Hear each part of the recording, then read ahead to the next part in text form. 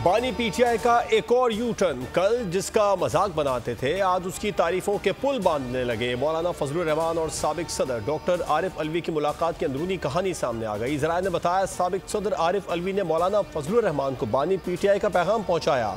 बानी ने मुजव्विज़ा आईनी तरमीम पर मौलाना फजलुर रहमान के किरदार को सराहा। कहा हुकूमत अदलिया पर शबखून मारना चाहती है जिसे अपोजिशन ने मिलकर नाकाम बनाया।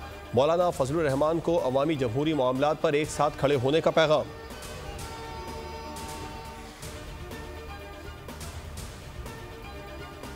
साबिक स्पीकर असद कैसर की मौलाना फजलुर रहमान की रिहाइश का आमद। मुलाकात में मुल्क की सियासी सूरत हाल पर गुफ्तगू। मुजव्विज़ा आईनी तरमीम समेत आइंदा की हिकमत अमली पर भी तबादला ख्याल किया गया।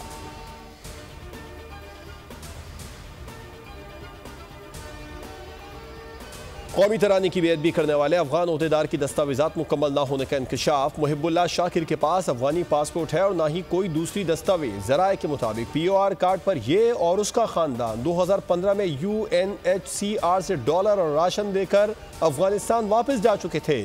POR कार्ड कब के एक्सपायर हो चुके हैं। 1 सितंबर से इस समेत तमाम अफगान महाजरीन गैर कानूनी क़याम पजीर हैं। इनको वजारत दाखिला की जानिब से मजीद तौसीह नहीं दी गई।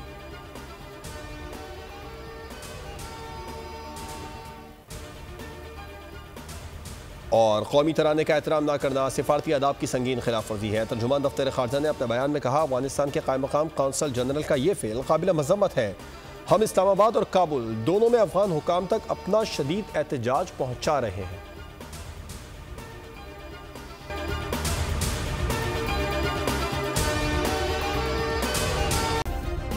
सब्सक्राइब करें और बेल दबाएं ताकि कोई खबर रह न जाए।